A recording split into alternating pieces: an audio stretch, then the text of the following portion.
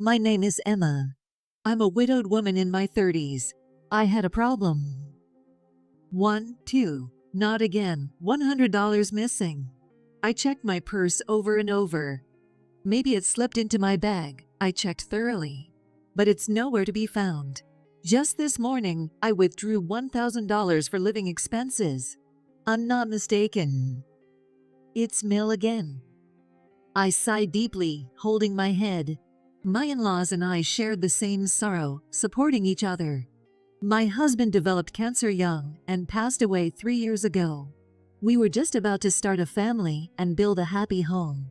I truly loved my husband. He led me, a timid soul. "Leave it to me," he always said. Even in his final moments, "I'll watch over you, leave it to me." Covered in tubes and barely able to keep his eyes open, my husband still managed to say it with a smile. Unable to bear the reality of my husband's absence, I was merely enduring days that felt more like waiting for time to pass than living. The same was true for my in-laws. They struggled with the pain of losing their only son.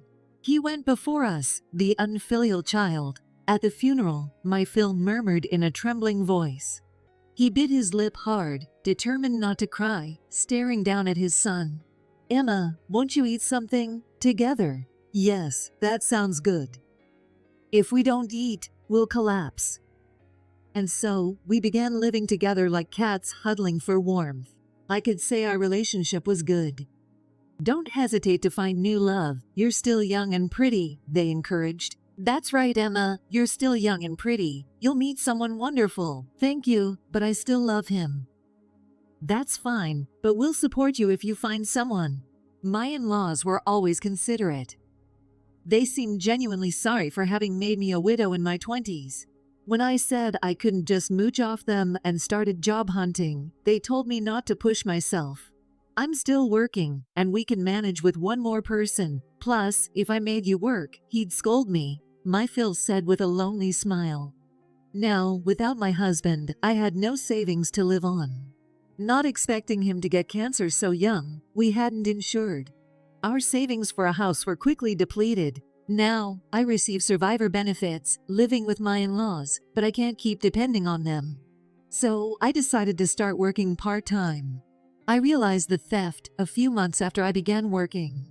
I often left my wallet on the table, which might not have been a good idea. While I was engrossed in housework, sometimes even just stepping away to the restroom, the thefts happened. It started with a few tens of dollars. Then it escalated to $100, $200, the amounts and frequency growing. This situation, constantly losing money, was critical for me, who was always short on cash. Only my in-laws and I lived in this house. Moreover, my FIL was out at work during the day. Given the situation, I couldn't help but suspect it was my mother-in-law's doing, though she was kind, saying, "I'll make dinner today, just relax and watch some TV." I didn't want to believe she could do such a thing. Please, let it not be her.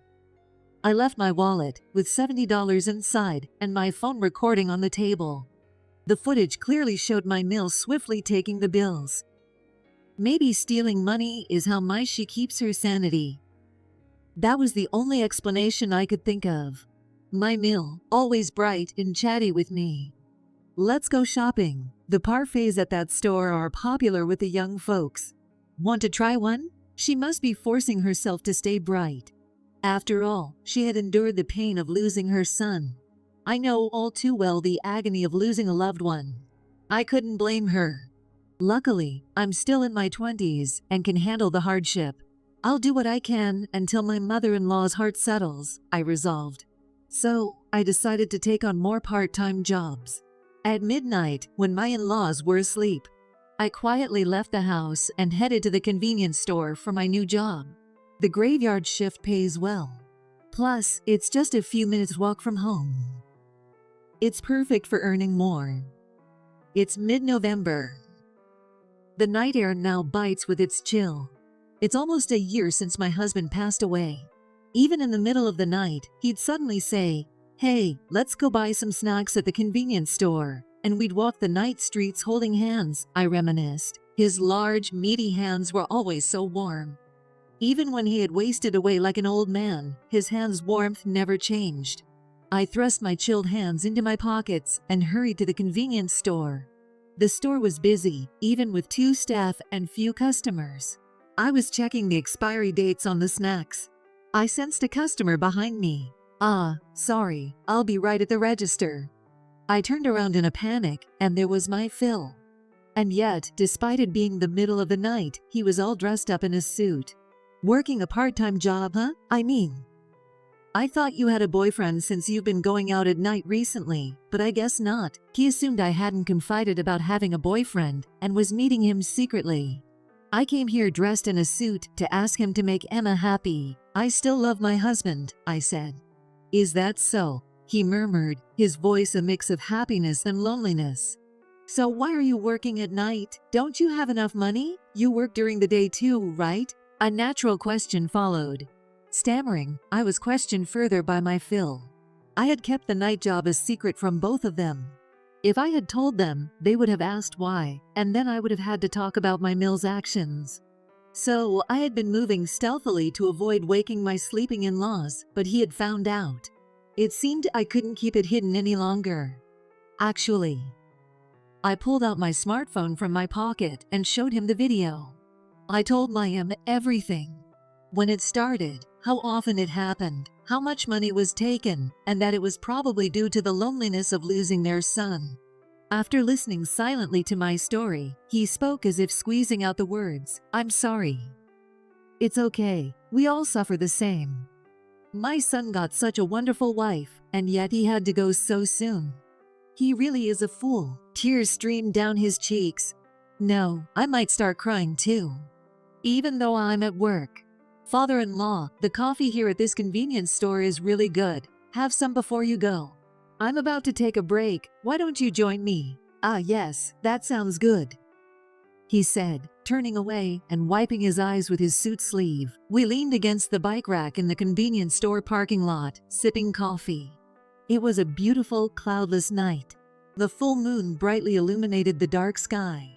Emma, did you know the winter night sky is more beautiful? Because the air is clearer, right? Exactly. So, how about we go camping during the winter break? To a place with a beautiful starry sky. Yeah, I'll look for a good spot. We had planned to go. But surely, my husband is enjoying the most beautiful starry sky from the best seat above. Hoping that was the case, I gazed up at the sky. Just then, what? My Phil exclaimed in surprise.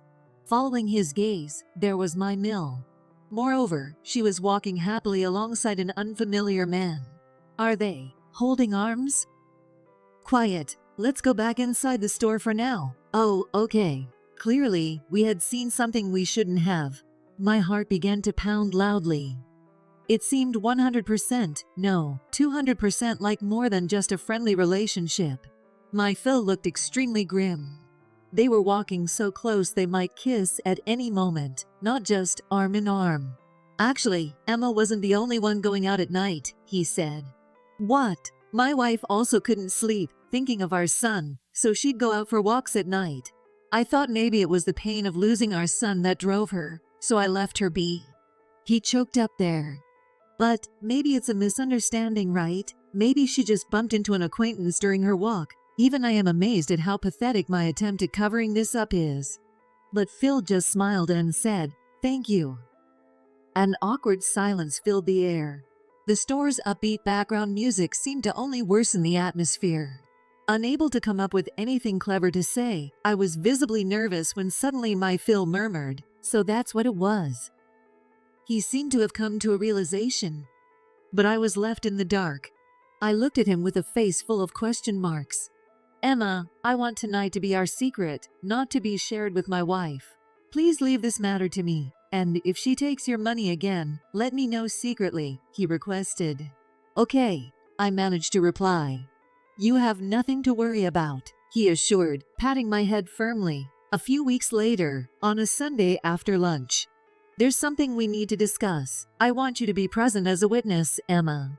What's with the scary face? Once my Mill and I were seated, my Phil pulled out several reports from a brown envelope and laid them on the table. My Mill snatched one of them. The report she grabbed showed prominent images of her and that man entering and exiting a hotel. It turned out my Phil had hired a detective agency to investigate her activities.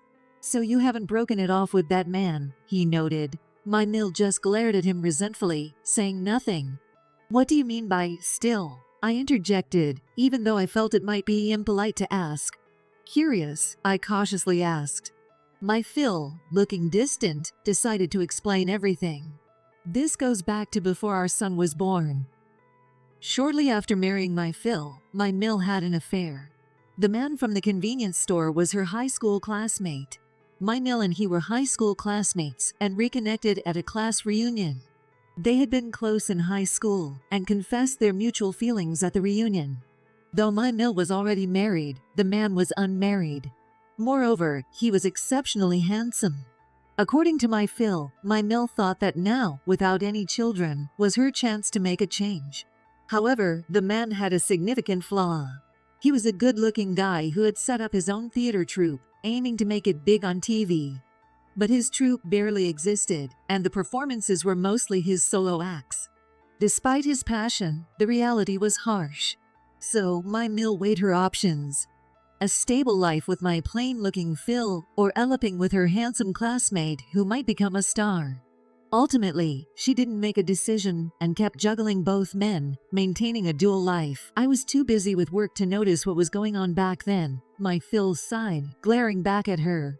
He only discovered the affair when it became apparent she was pregnant. I felt she wasn't genuinely happy about the pregnancy, so suspecting something, I investigated and found out about her affair. But the child is really yours. My mother-in-law shouted desperately. It seems she had pleaded with my Phil in the same way back then. She had promised never to see that man again and wanted to build a family with us. And my Phil, believing her words, forgave her. I thought it was just an old flame, but it was a much deeper relationship than I had realized. When we spotted the two at the convenience store, I finally understood why my Phil's face had tensed up. You've been seeing him all along, haven't you? No, that's not true. Then why do you seem as close as a long-married couple? My father-in-law slammed his hand on the report on the table. It was undeniable proof.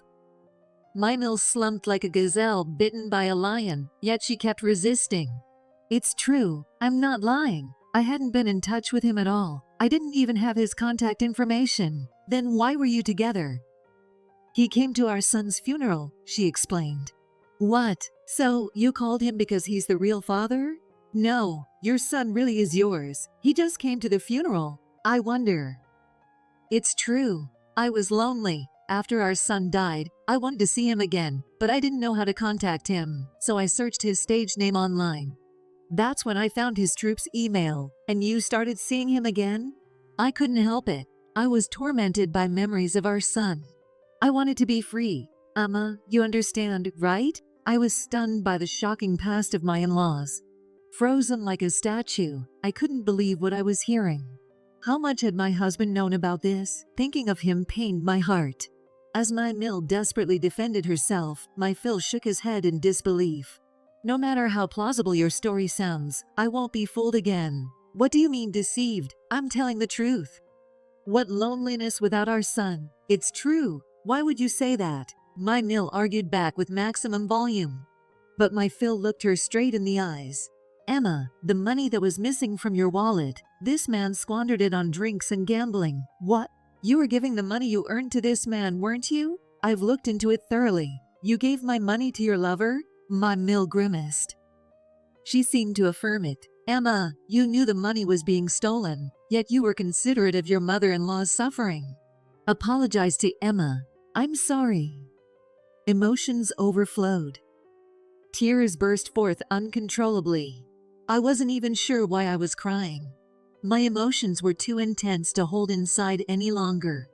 And I know about the snack bar you two frequented, laughing about getting married if I died, planning to build a house with my retirement money, weren't you? That was just a joke, right? How can parents who lost a son joke about death like that? My Mill wished for my Phil's death. Such a thought. I couldn't stand to be there any longer. I rushed out of the living room and crouched in a corner of the hallway, desperately wiping away my tears. From beyond the hallway, through the living room door, I could hear my Phil's anguish cries. You You were happy to see him because our son died. I don't want to see your face anymore. Get out right now. They got divorced. I don't know what became of my mill. Maybe she plans to spend her life with that man. Frankly, I didn't care anymore. My FIL reimbursed me for the money my mill had stolen from me. I'll collect it from her along with the alimony, so don't worry about it, he said. But I wasn't stolen from that much, I protested. It's your compensation, Emma. Don't worry, you're legally my daughter after all, he said, slightly embarrassed by his own words. His kindness was, as always, very comforting. Can I stay here until I'm ready to fall in love again? Of course. He welcomed me with a broad smile. I wondered what my husband would think of our decision now. Suddenly, I had that thought. Hey, Emma, can I ask you something? My son and I, we're not blood related, right? What did you think, objectively? My FIL hesitantly asked. It must have been nagging at him for years. His face was tense with nervousness. He wanted someone to talk to but couldn't, and must have been tormented raising his son with that burden. I looked him straight in the eye and said casually, "Is that what this is about?" "What do you mean, is that what this is about?" I burst out laughing. "Of course, you're father and son. You don't need to worry about anything. Leave it to me, just like you told me at the convenience store." He used to say the same thing to me too. The way you both talk, everything is too similar.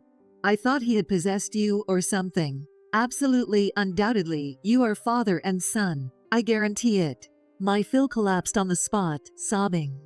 Thank you. Thank you.